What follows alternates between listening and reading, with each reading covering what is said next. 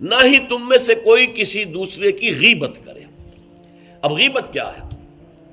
کسی شخص کی غیر موجودگی میں اس کی کوئی برائی بیان کرنا، یہ غیبت ہے۔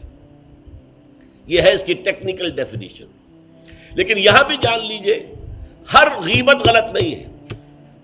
بس اوقات ایسا ہوتا ہے کہ آپ کا کوئی بھائی ہے، وہ کہیں رشتہ کرنا چاہ رہا ہے اور وہاں کے بارے میں آپ کے پاس کوئی معلومات ہیں ایسی جو اس بیچارے کے علم میں نہیں ہے، اور آپ اسے بتاتے ہیں کہ بھائی وہاں یہ معاملہ ہے، ذرا سوچ لو، تو اس میں در حقیقت غیبت نہیں ہے، بلکہ یہ اپنے اس بھائی کو کسی برائی سے بچانے کی کوشش، اس میں اس کے ساتھ نصح اور خیر خواہی کا جذبہ ہے، نہ کہ ان کو بدنام کرنے کا جذبہ۔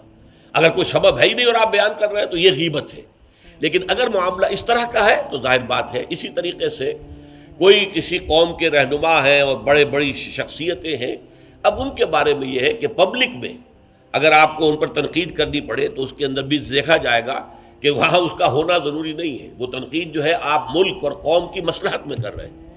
تو گویا کہ اس طریقے سے غیبت کی ہر شکل جو ہے وہ حرام نہیں ہے۔ البتہ ایک خیال لوگوں کو بڑا غلط ہے، وہ میں ایک حدیث کے حوالے سے اس کا ازالہ کر دینا چاہتا ہوں۔ یہ حضور سے سوال کیا گیا کہ پوچھا گیا کہ غیبت کیا ہے۔ یہ حدیث ہے، مسلم شریف میں بھی ہے، ابو داؤد میں بھی ہے، ترمذی میں ہے، نسائی میں ہے، یہ حضرت ابو ہریرہ رضی اللہ تعالی عنہ سے، اور امام مالک نے ایسی ایک حدیث جو ہے موطا میں مطلب بن عبداللہ سے جو ہے روایت کی ہے۔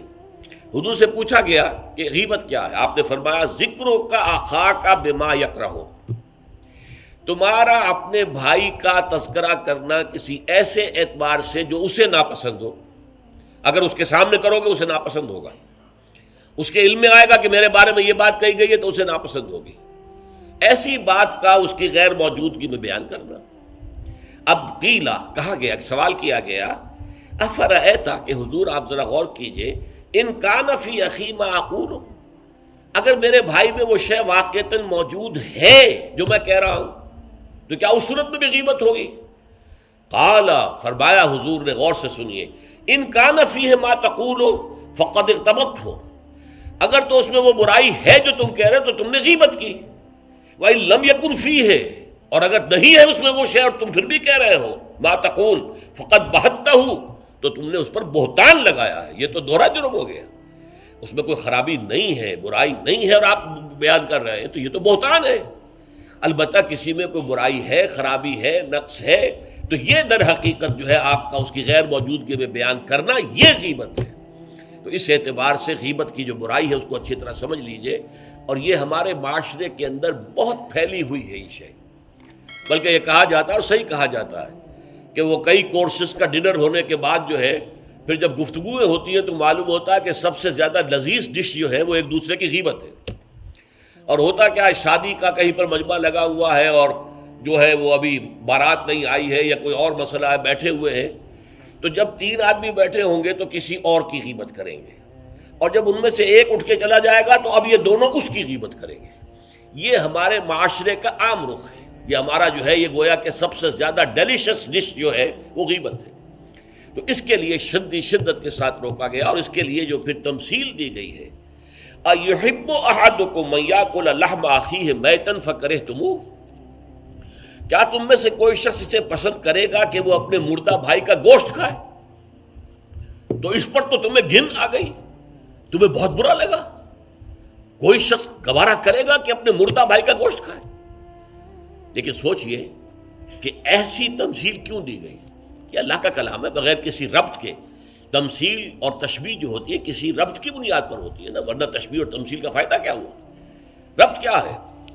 جیسے ایک مردہ اپنے دفاع پر کے قابل نہیں ہے، آپ ادھر سے بوٹی کاٹ لیجئے، ادھر سے بوٹی کاٹ لیجئے، پڑا مردہ ہے، آپ پوری اختیار کے ساتھ جہاں سے چاہیں اس کی بوٹی اڑا لیں۔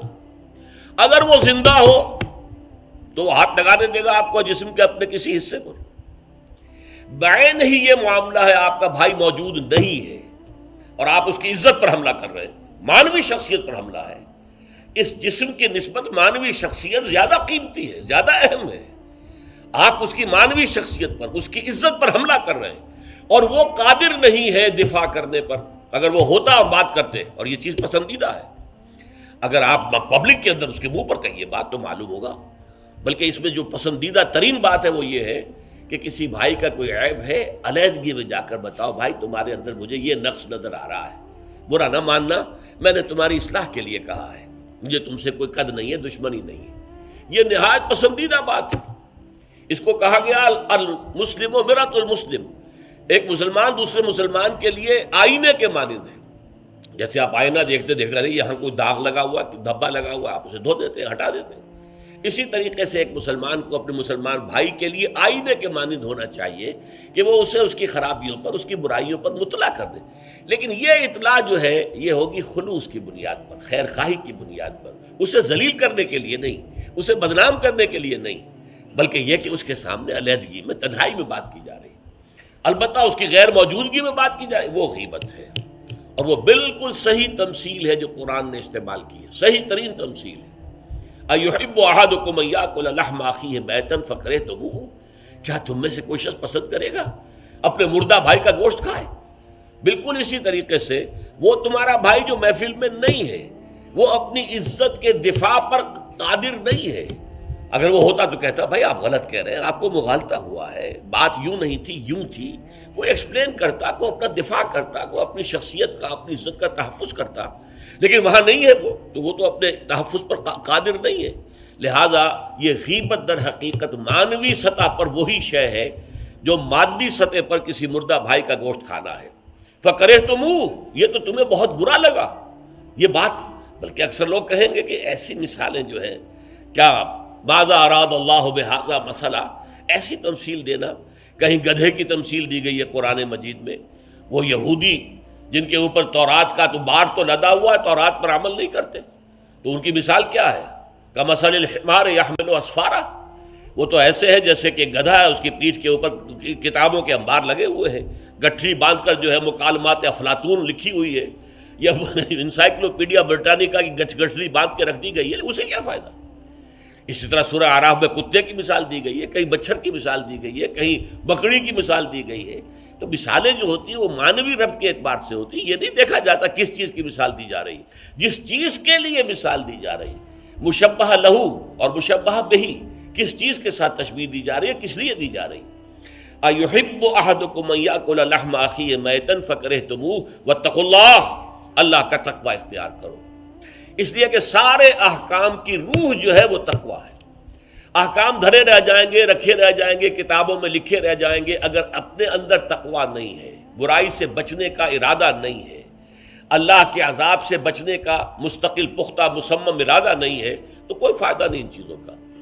بھینس کے آگے بین بجانا ہو جائے گا۔ واتقوا اللہ ان اللہ تواب الرحیم، اللہ کا تقوی اختیار کرو، اور دیکھو اللہ بہت توبہ کا قبول کرنے والا ہے اور بہت رحم فرمانے والا ہے۔